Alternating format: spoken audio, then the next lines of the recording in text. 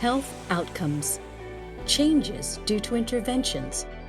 To bring positive change, patient experiences and health must both improve.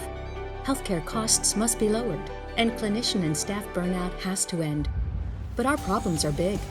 133 million Americans have at least one chronic disease. 500,000 people are dying every year from hospital errors, injuries, and infection. The shortage of primary care professionals will be as much as 100,000 in just the next 5 years. Big problems require bigger solutions. Positive change needs acceleration. It needs to happen now. But these are not so easy solutions that many don't want to hear, and even few are willing to talk about. How to lead such a change? How to discover, discuss, and disrupt healthcare to make a difference now? This is VITALS, Visionary Health Leadership in Action. Good afternoon, and welcome to VITALS. I'm Dr. John Langell, President of Northeast Ohio Medical University. We're pleased to bring you VITALS in collaboration with university hospitals. VITALS is an open forum to hear from today's national leaders who are transforming the healthcare landscape using the VITALS tools: value, innovation, technology, advocacy, leadership, and service. Today, we are honored to welcome NeoMed's own Dr. Nancy Gantt to VITALS. Dr. Gantt is Professor of Surgery at Northeast Ohio Medical University and the Breast Program Director of the Joni Abdu Comprehensive Breast Care Center at Bon Secours Mercy Health in Youngstown, Ohio. Dr. Gantt focuses on inclusive, interdisciplinary care of breast disease and surgical education. At Mercy St. Elizabeth Youngstown, where she serves as Associate Director of Resident Education, she is first Vice President of the American College of Surgeons and serves on multiple committees with the American College of Surgeons Board of Regents. She is also Chair of the Association of Women Surgeons Foundation and served as President of the AWS and the Ohio chapter of the American College of Surgeons.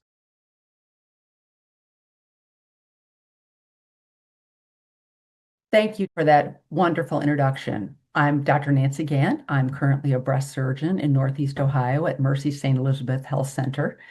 I have listened to so many of the VITALS presentation from such transformational leaders in surgery.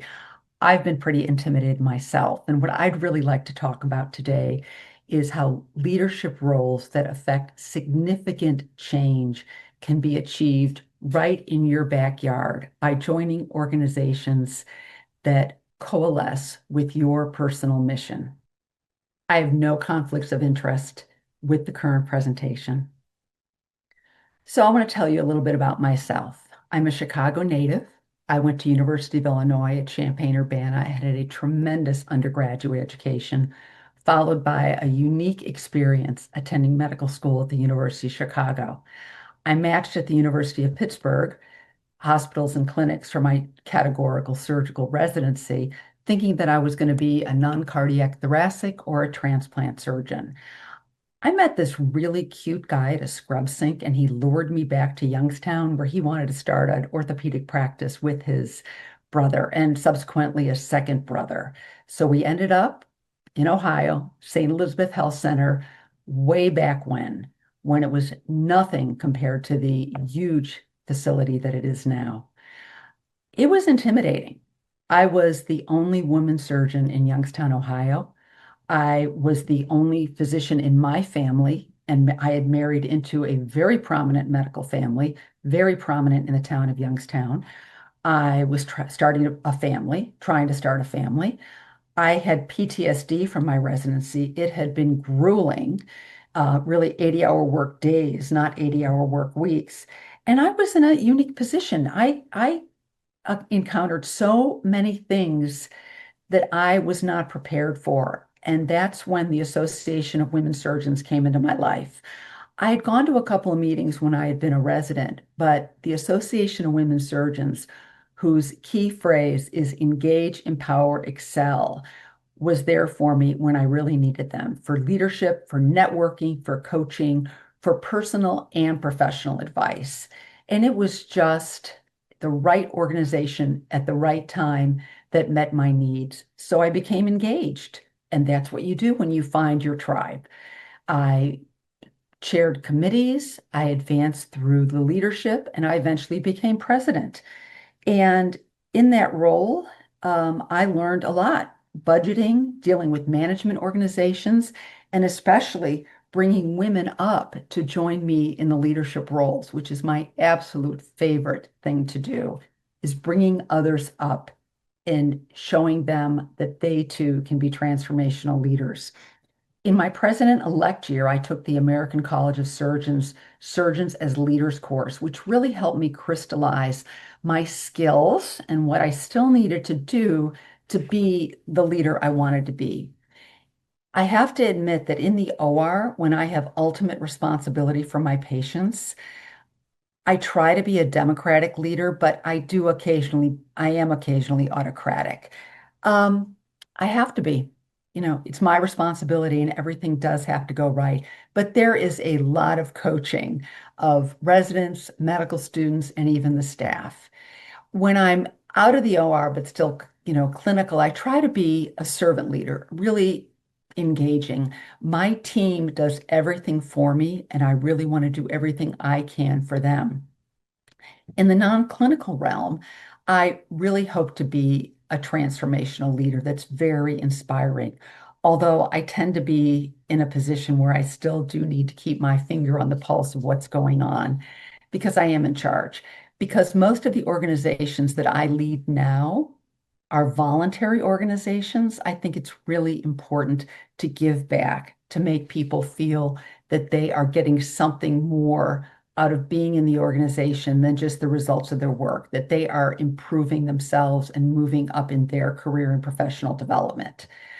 I was given the opportunity to serve on the Association of Women Surgeons Foundation, which is a separate 501(c)(3) organization. It's dedicated to sponsoring activities to advance women's careers in surgery and address gender disparities worldwide. It is amazing. As chair of the board, I had to quickly learn a whole new set of skills to excel in the nonprofit foundation world. I reached out to other foundation chairs. It's a tip. Reach out to others around you who share the same position. They are very, very willing to answer your questions and share their experiences so that you can be successful. Our international influence is best felt in the programs that we have in low and middle income countries. And this is the very best thing I do right now. Pure joy. It's not even leadership, it's just a joyful job. As part of the foundation, we support women surgeons in Africa and allow them the financial support to go to and take their mandatory COSEXA examinations. Over 90% of those amazing women surgeons who are neurosurgeons, urologists, pediatric surgeons stay in Africa where there's such a deficiency of surgeons. We provide travel grants to women surgeons so that they can attend the COSEXA meeting and the Women in Surgery Africa meeting. We provide low and middle income surgeons with educational grants. We sponsored a Mongolian trauma surgeon who went to Australia, became an ATLS instructor, and now is teaching ATLS all over Mongolia. And we're launching an Africa-wide women's surgeon professional development program for women surgeons and OBGYNs that are in their career and really need support. The main job of a volunteer board, of all our board members, is fundraising, which is tough. That's not what we went to school for. My job is to keep the board educated and also understand our investment strategy. When our investment portfolio reached $1 million, I hired a firm to help us with that. And fortunately, they're doing a little bit of the education right now. We all still look everywhere for grants and for funding and donations. In this role, I am outside my comfort zone a lot, but I keep telling myself that as a leader, that's good. I need to be outside my comfort zone because only there will I grow and become an even better leader than I was before. Clinically, I've always been fortunate to have leadership roles, and many of you watching know that as you move through your career, you do take on responsibilities, you take on committee roles, whatever's needed to help your community at work, your environment be better. When I first arrived at St. Elizabeth, they gave me the title of Director of Trauma and Critical Care. I had not done a fellowship. I had a very intense residency. I was perfectly capable of doing that, but it was a bit of a hollow leadership role because the infrastructure at that time wasn't there. Gradually, as St. Elizabeth improved its services, they hired trauma and critical care surgeons. I was able to step away from emergency general surgery and focus more on breast oncology, which really had become my true passion. We we made multiple attempts to create a comprehensive breast care center in Youngstown. I've been here my entire career, and there were so many meetings and so many task force to try to do that. But every time a new CEO came into town, the direction would change, and those plans were put away on a shelf somewhere. Sometimes the post-game analysis that you do when something hasn't gone well gives you the perfect strategy to go forward. Because in 2011, Dr. Rashid Abdu, one of my partners, the most resilient, dedicated surgeon I know, helped us raise funds and create the Joni Abdu Comprehensive Breast Care Center, which is a model breast care center and a model for Northeast Ohio. We did a deep dive before we ever broke ground on the breast care center, looking at all the programs, all the services we offered, what we needed to add, what we needed to improve, because we wanted an NAPBC accredited breast care center, which is an accreditation provided by the American College of Surgeons. If you meet, right now it's well over 30 standards. Back then it was 27. That was a leadership role that was pure joy, just interacting with all those stakeholders who only had the patient's best interests in mind. It was an absolute joy and something that I'm fortunate to be able to continue doing, leading the breast care center. My most visible role right now is as first vice president of the American College of Surgeons. I attended my very first clinical congress when I was a medical student in Chicago, and really have only missed a couple. And I believe those were during my residency when we couldn't take off all the time we wanted. I revel in going to the clinical congress. I love being surrounded by surgeons from the US and internationally of every demographic. And I always come home so inspired and so positive about my chosen career. The motto of the American College of Surgeons, the ACS, is healing all with skill and trust. And it was actually founded in 1913. So times have really changed and we have really evolved. We have over 91,000 members in 157 countries with 123 chapters worldwide.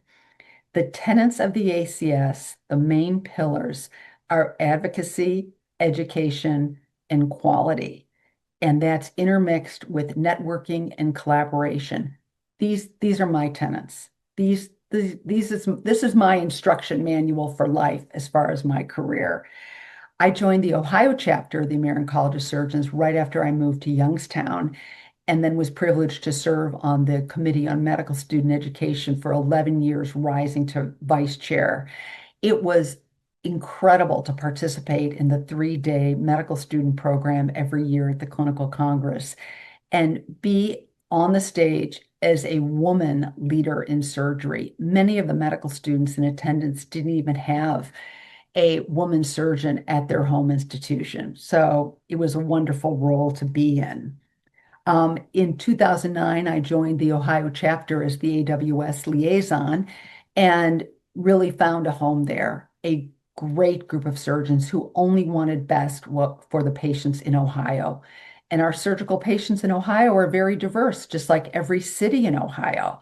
It's a unique state. We've got all sorts of mid and large sized cities.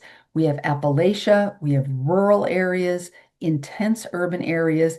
Anything that works in Ohio can work nationally. It really is a microcosm.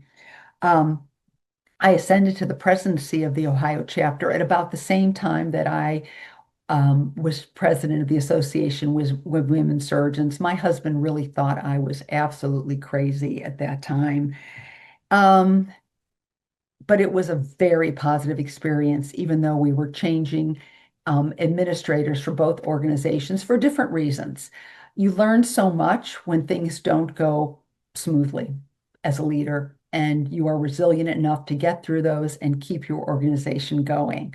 When I finished being president, I was chosen to be an at-large governor from Ohio to the American College of Surgeons. Governors are the individuals in the organization of the college that communicate between the Board of Regents, who run the college, and the fellows, and the medical students, and the trainees, and everyone else. So it was a tremendous honor. But when I got there, I was completely disoriented. I really didn't know what I was doing. I had been in such structured positions, being, president of two organizations. And this was very different. So what I did was reach out to the leadership of the college and to more senior governors. And I asked them what I should be doing and how I should be doing it. And once again, their encouragement was invaluable.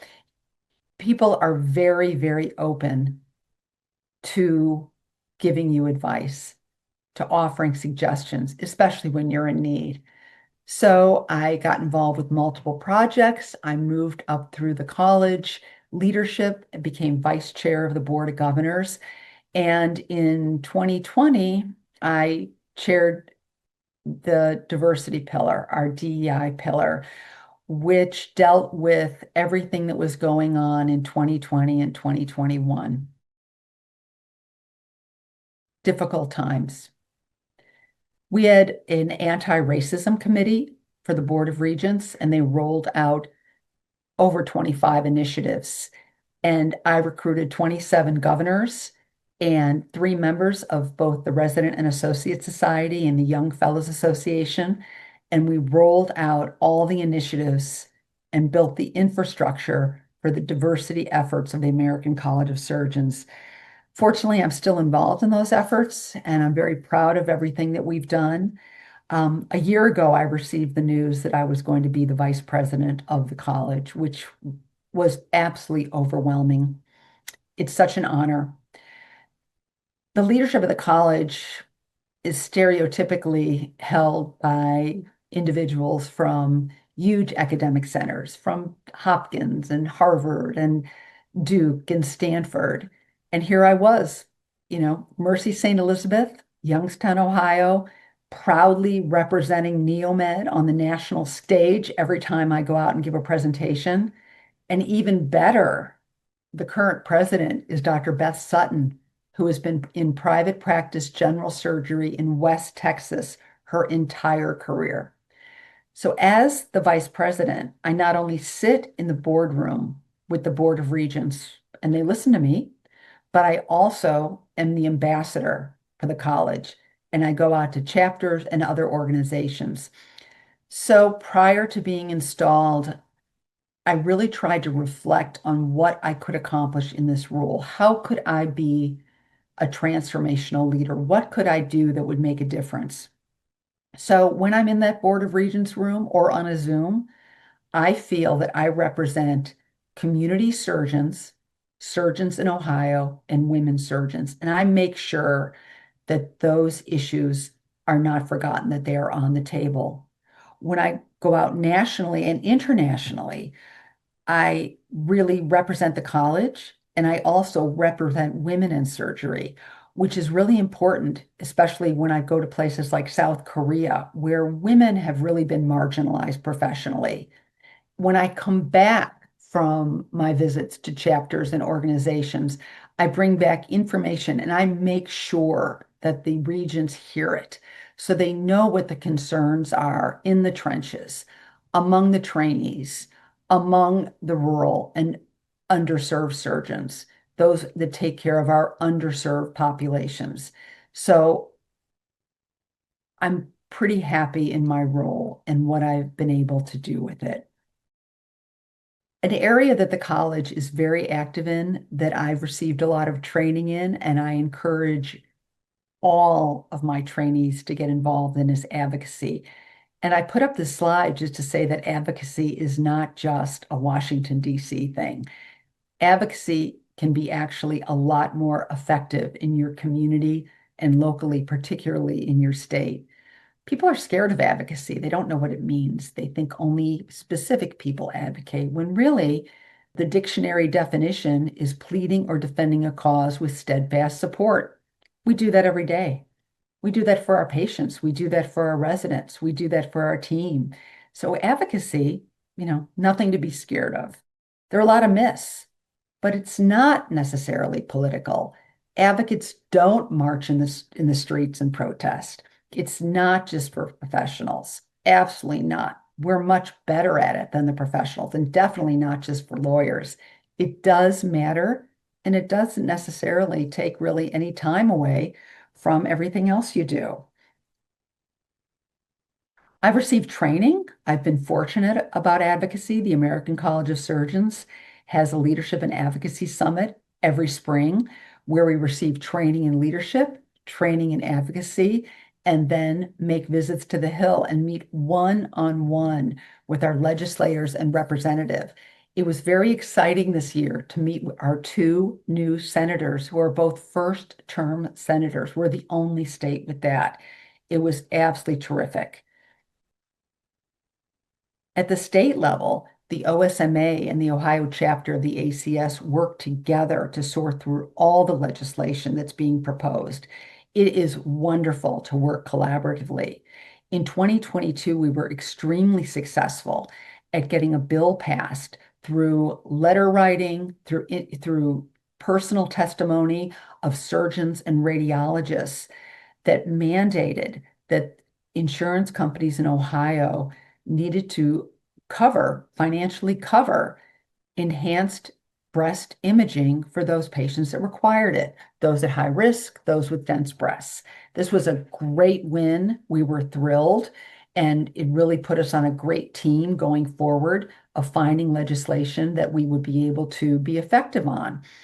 It's also important to make sure legislation that is hurtful doesn't pass.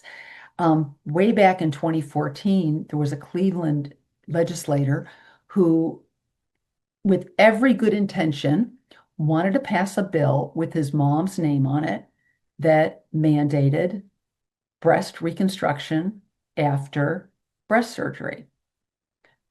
His mom had had breast cancer, had not had reconstruction, was perfectly happy not having reconstruction, but he had been approached by some plastic surgeons and thought this was a great idea. It was challenging for us because, unlike on the national stage, when our legislators and senators often have medically trained support that gives them information, it really showed how little this legislator understood about the process involved, the individualized shared decision-making we do with our patients, didn't understand the story of patients and what they go through, and why breast reconstruction was definitely not the right path for many, many women. Really didn't understand the logistics of scheduling an operation and getting it done. What's important is sharing stories, which is something that I shared when I gave a presentation on advocacy to this group of women surgeons. The power of personal narratives from all surgeons, from all doctors, but from these women surgeons is particularly powerful. 3 trips to Columbus later, the bill was passed, but it was passed with the legislator's name on it, but saying that all women taken care of and having surgery for breast cancer in Ohio in a hospital needed to be treated by national NAPBC standards, including, if they were a candidate, being referred to a reconstructive surgeon for breast reconstruction. This was a win-win for all of us, a win for women, a win for this legislator, and a win for those of us. It encouraged us to bring those stories, those personal narratives, and let people in power understand them.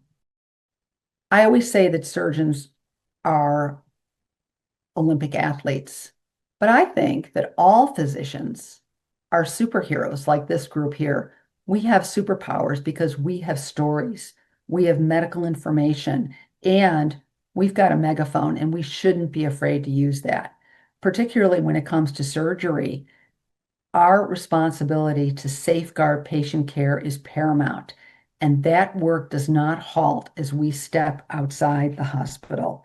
It's absolutely essential to be an advocate, to advocate for your teams, to advocate for your patients, to advocate for yourself. Wellness is so important, and don't be afraid to do it.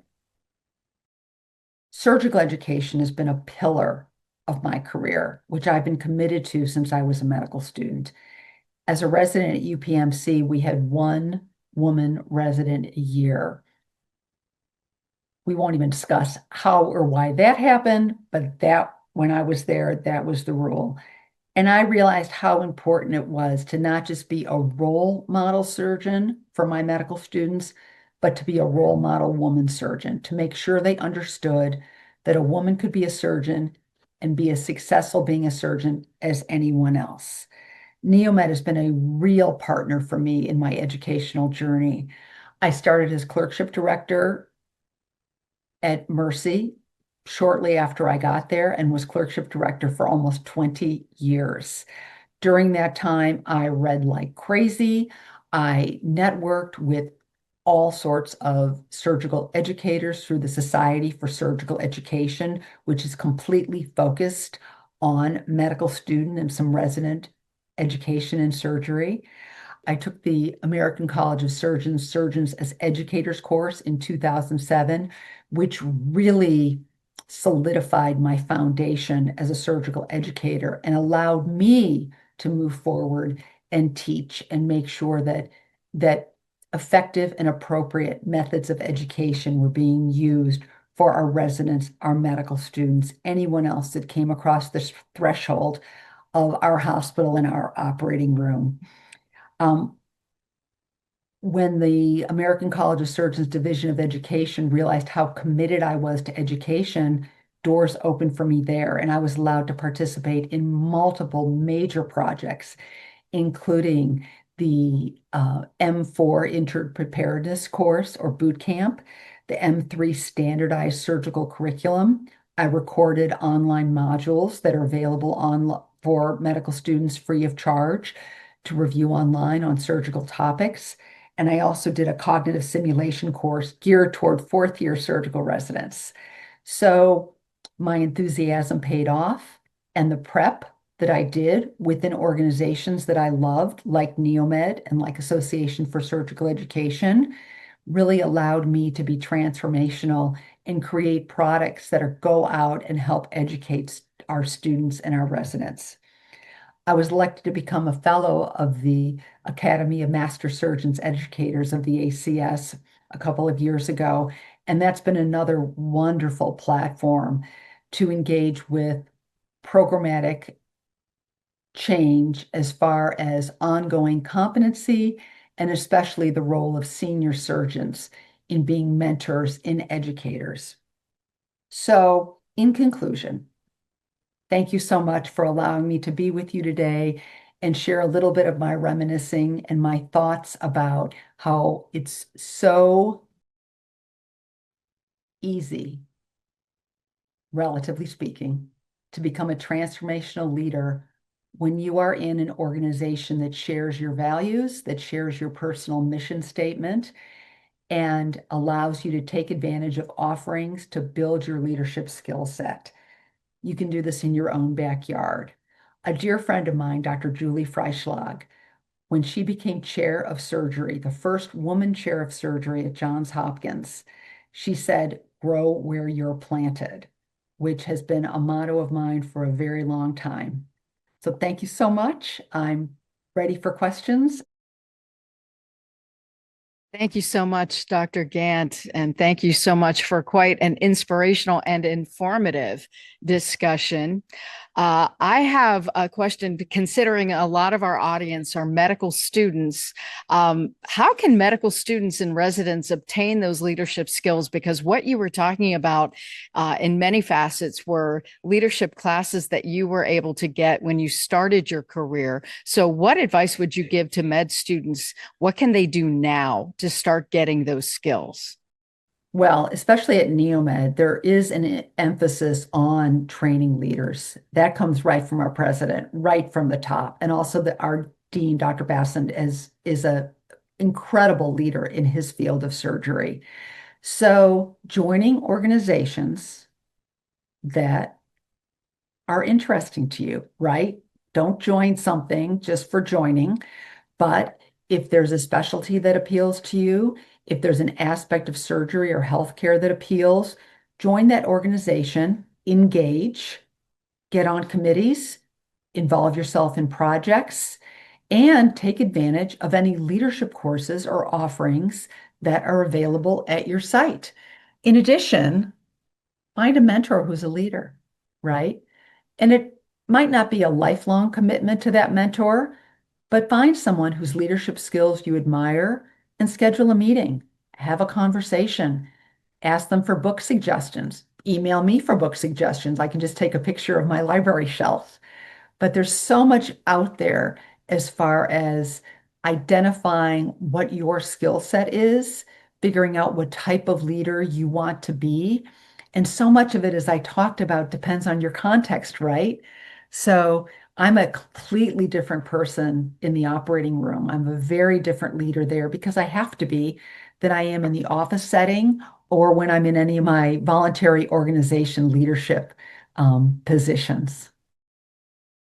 Are there any other non-technical skills you believe are critical to medical students to develop if they aspire to be in a leadership position in their specialty or within a major medical organization? Absolutely. Always good to be emotionally intelligent and really examine where you are, what's your EQ. I think we all can improve ours.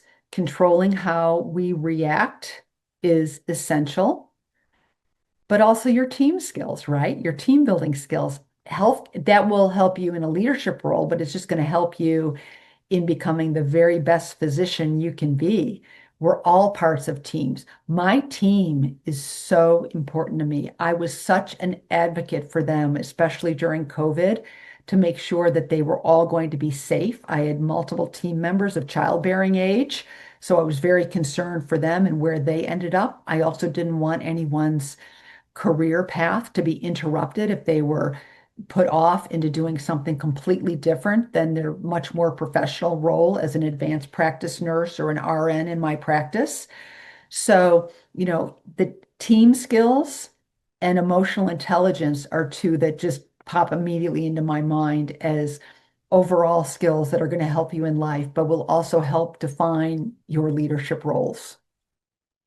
Your level of leadership roles is frankly incredible. And I'm curious to know what leadership was unexpectedly offered to you and how did you expand it? Because you've had so many and so many that frankly, in some cases were a surprise. I maybe not surprised, but I was very grateful when Dr. Rashid Abdu in Youngstown was so kind as to basically designate me the person in charge of his breast care center. The Joni Abdu Comprehensive Breast Care Center is an absolute jewel, and the story behind it is that his wife, who was a magical human being, died of a horrible, aggressive interval breast cancer. So one that popped up between mammograms. And we had tried to get a comprehensive breast care center so women would have better care. And he promised her on her deathbed that he would create this. His dedication, his fundraising, we raised $15 million by donations and created this jewel of a center. And giving me that gift of taking all the stakeholders getting everyone's thoughts, complying with the standards of the NAPBC from the American College of Surgeons, and creating something so wonderful was a gift that it just keeps giving. It was not completely unexpected, but probably the most highly valued gift I've ever been given as far as leadership roles. And having a mission behind something, I'm sure, drives a leadership role to the nth degree, I would think. Oh, absolutely. And if you find yourself in a position where it's hollow, you've been put in charge of something, but you can't get excited about it, it doesn't coalesce with your personal mission and your ethics and morals or anything else, that's hollow. That's not going anywhere. You're not going to do a good job. How can you? You need to be a true advocate from the heart for whatever it is that you are doing. Many of these things are outside the time of your day job. So many of the leadership roles we take on are in addition to our, I'll say 9 to 5, but who works 9 to 5 anymore? But, there's nights, there's weekends, there's free times, you're on vacation and running meetings. But if it's a passion, it's not work. And if you can see the wide-ranging effects of what you're doing, it's magic. Given your extensive experience in clinical practice and your current role as first vice president of the American College of Surgeons, how do you see the daily challenges that are faced by practicing surgeons in forming or influence the strategic initiatives of policy decisions at the ACS? So everyone on the board of regents of the American College of Surgeons is actively working. So every single one of them is a surgeon working in an operating room, dealing with the challenges inside and out. And there are advisory councils that feed information from every type of surgical practice, including the rural surgeons. We are really reaching out to our rural and underserved areas. We're creating whole new programs. The Commission on Cancer is creating a rectal program accreditation for rural, so rural accreditation. The trauma program realized that our level 1, 2, and 3 trauma programs really don't reflect the rural environment where you'll get critically injured patients that should be at a level 1 center, but you're in the middle of Nebraska. So you need a whole separate system set up for rural programs where you're going to get the critically injured patients, whether it's a farm accident or a car accident. So we really are trying to be incredibly inclusive to all types of surgery as far as specialties and all types of surgery as far as contexts of surgery, rural, urban, national, international, civilian, military. The military surgeon is incredibly important to the American College of Surgeons, and our programs very much engage the military. So there's a tremendous amount of feedback that comes up to the board to help them make their decisions. And then we've got people like me. So we've got in the room the past president, the current president, the future president. We've got 2 vice presidents, the vice presidents-elect, and the current vice president. So 4 vice presidents in total. Lots of people who are out in the trenches practicing surgery and bringing our thoughts to the table. So lots and lots of input. If anything, it's too slow moving because they're considering everyone's input. You brought up a couple of times about that there's a lack of female surgeons and you would like to see that changed. Is there anything with ACS or any other organization that you're involved with that could change that, recruiting processes or any other inspiration you might offer? Well, one thing the college is doing is really focusing on wellness. Okay. I mean, surgery is a field that was developed by men, right? Because men, in the 1900s, men were the ones that were out working. There were very few women surgeons. So the culture of surgery was not one that was friendly to women. And the fact that we have different needs, we need time off to have children. We need time away from the OR table to nurse our babies or pump our breast milk so that we can have successful families. It's extremely stressful to have crazy, uncontrolled schedules. That's all changing. It's all changing. It's harder to change attitudes, but with the rising group of residents, I mean, medical schools are over 50% women at this point. Surgical residencies are over 40% women. We just need to keep working on the culture to make sure that we support healthy surgical families. The college just released a very significant statement, actually two statements, one for faculty and one for residents, about the need to support women peripartum, both leading up to having their children and whatever that entails, and then after they have their children, by whatever way they had their children, so they're supported and given the appropriate time off and also given the appropriate facilities so that they can potentially come back to work but still maintain lactation after they've had their children. We need healthy, happy, engaged surgical families. What specific initiatives or changes do you foresee in the American College of Surgeons championing in the next 5 to 10 years to address the evolving landscape of healthcare, mainly concerning technological advancements, value-based care, and the well-being of the surgeon? You already mentioned, making sure female surgeons have childcare situations handled, but from a wider perspective, what do you think? Well, AI is the hot topic, isn't it? So that is being discussed regularly at every meeting, how we can engage AI, yet also control it so that we do not have patients getting inaccurate information. There are up to 50 million patients a year that get outpatient surgery in the US. Okay. So we have all these patients that are having operations and going home to be taken care of by family members. Think about it. It is challenging. My husband had a knee replacement last summer. He's an orthopedic surgeon. I'm a general surgeon. I was Googling things. So I'm currently on the patient education committee of the American College of Surgeons, and we are coming out with I'm going to date myself here. We're coming out with an equivalent to the Good Housekeeping Seal of Approval for perioperative information for patients, a seal for trusted surgical information.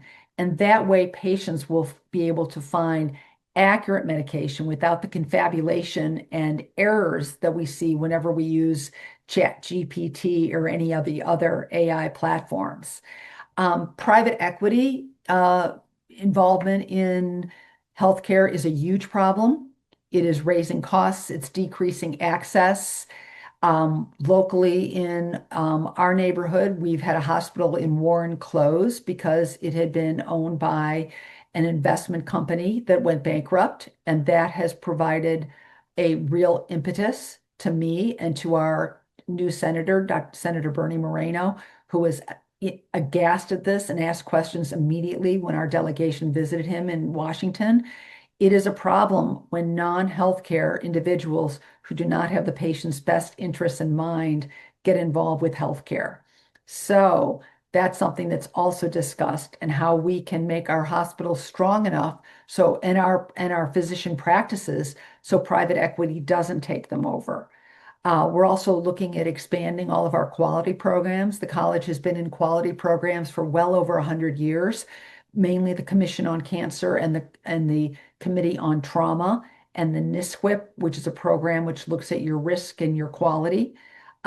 These are being expanded all the time with new programs being added regularly, really helping hospitals provide quality care to their patients. Those are all great initiatives, and please let me know when that seal for AI comes out as soon as possible, because I get questions about that daily, pretty much. Any final thoughts that you would like to leave our audience with? It's been a pleasure to have this opportunity to have a conversation. about something I'm so passionate about, transformational leadership. I'm thrilled that Neomed is emphasizing this to its students. And I just wanted to convey that you can become a transformational leader if you find your mission and purpose and find organizations and groups that align with it. So thank you so much. I have a feeling you're going to get a lot of emails asking you to be a mentor to several of our students. So that'd be wonderful. Thank you so much. All right, I will hand it back over to Dr. Langell. Thank you so much. Thank you, Dr. Gantt, and thank you to all who have joined us today. Join us for next month's Vitals when we will hear from Dr. Amal Sohan, a Neomed alumnus and innovator in pain management. Health outcomes. Changes due to interventions. To bring positive change, patient experiences and health must both improve. Healthcare costs must be lowered, and clinician and staff burnout has to end. But our problems are big. 133 million Americans have at least one chronic disease. 500,000 people are dying every year from hospital errors, injuries, and infection. The shortage of primary care professionals will be as much as 100,000 in just the next 5 years. Big problems require bigger solutions. Positive change needs acceleration. It needs to happen now. But these are not so easy solutions that many don't want to hear, and even fewer are willing to talk about. How to lead such a change? How to discover, discuss, and disrupt healthcare to make a difference now? This is VITALS, Visionary Health Leadership in Action.